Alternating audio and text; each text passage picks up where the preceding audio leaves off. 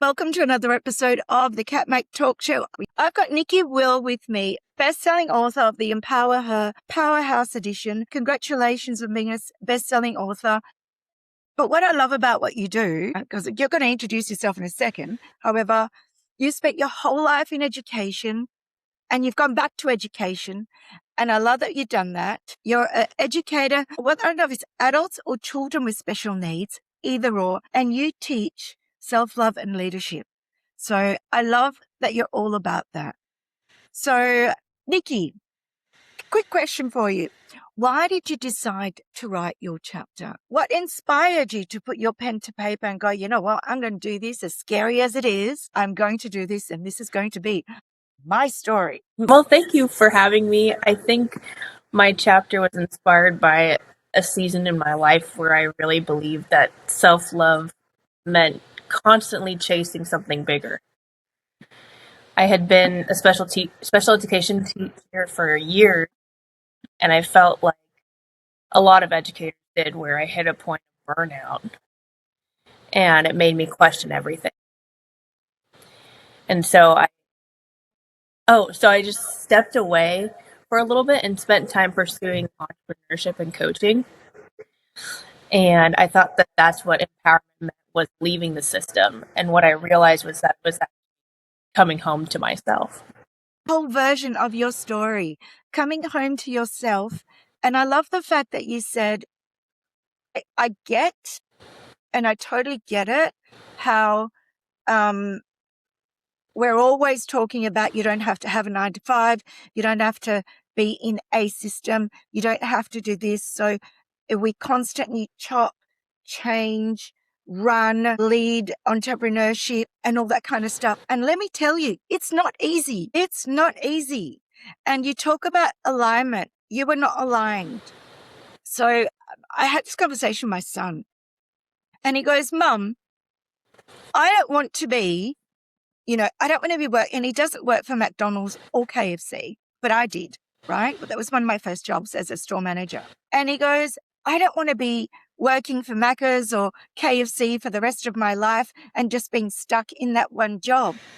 And then I said to him, okay, this is wrong because, and when I read your story, it's in full alignment with what you're talking about. I said, but that person that was an assistant manager, because I used to run a lot of stores, she never wanted to be a store manager. She was happy being assistant manager. And there is nothing wrong with that. So I'm so happy that you've said, I've come full circle and I've come back to myself. Because I'm going to quote you, and this is what resonated with me. Slowly, I began to see that choosing stability wasn't giving up on myself. It was listening to my true self. So I'd love you to expand on that. Yeah, I realized that it was just about coming home to myself and listening to what I wanted in here. So often we listen to what everyone else wants for us or what other people think would be best for us. And I just had that moment of coming home to myself as a self-trust. How do you get that self-trust? As an educator of young adults, children with special needs, how do you get that self-trust? I think it's all about putting yourself out there and showing yourself that you can do what you're setting yourself out to do. So, like, you're not going to know if you don't try. So as an educator of special, is it children of special needs or young adults? Children. I would find that really rewarding Children. because I have a friend that does something very similar. Let's just go 12 kids under the age of 9 with special needs.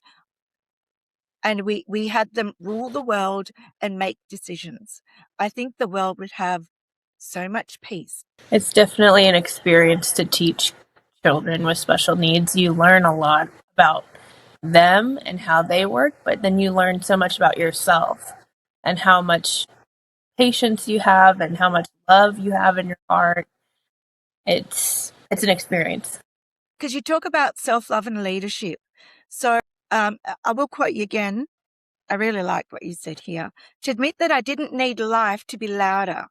Rather, I needed it to be kinder. And I'm like, boom.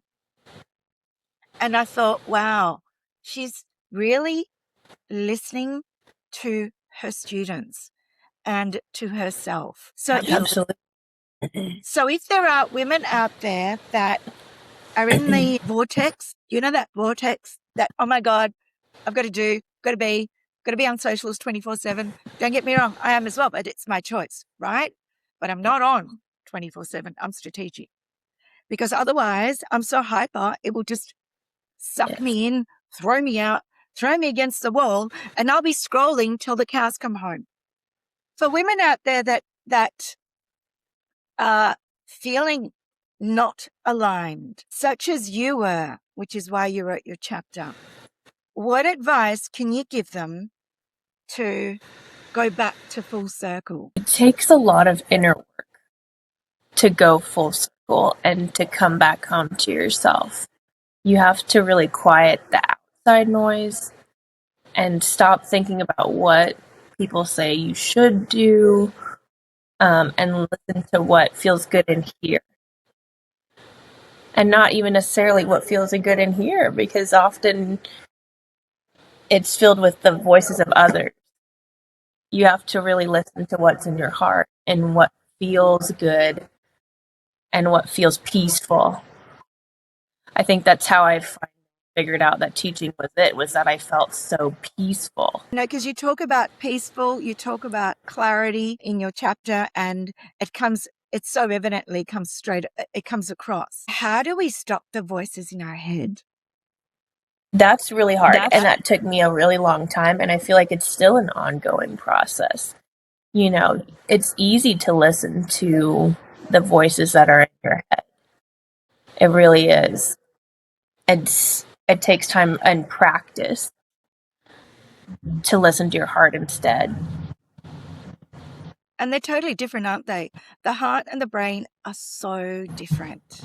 And the gut, the three brains. I call them the three brains. Yeah. What is one area that you are most proud of that you can share with the world? I think I would say I'm most proud of just learning to trust myself again. I feel like that's the biggest thing, and it's been the most rewarding. It's what led me from California to Oklahoma. You know, just learning to trust myself. Yeah. Massive move. And they're not like, how far are they away? They're not close, are they? It's 1,500 miles. Okay, just down the road. Not. Yeah.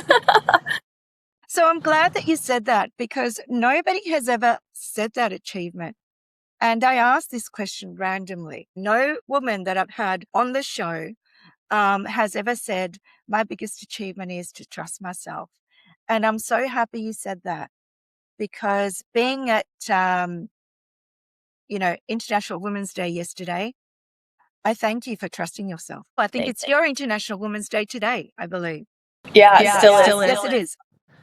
It still is. On that note, if you were to look back at your younger self, whether it's your 10-year-old version, whether it's your 20-year-old version, or whether it's the version that is 3 years ago, because we're forever changing, what would you say to that person? I think if I could talk to my younger self, I would tell her that she doesn't have to prove her worth through constant striving, but rather that I'm allowed to rest and I'm allowed to choose a path that supports me, no matter what it looks like, even if it's not necessarily impressive to someone else. It's what I love. Absolutely. And from you saying what you just said, your face is calm, your nervous system is regulated, and you smile. So, Nikki, thank you so much for sharing your wisdom. Congratulations yet again on being a best-selling author. I think it's no mean feat. Go out and buy the book. I've read all the stories and they're all amazing. Why? Because the women in the Powerhouse Edition have put their hearts and their souls and the trust in themselves to say yes to themselves. So, Nikki, thank you so much for being part of my show. I appreciate you, and you have a wonderful rest of the day. Thank you so much for having me.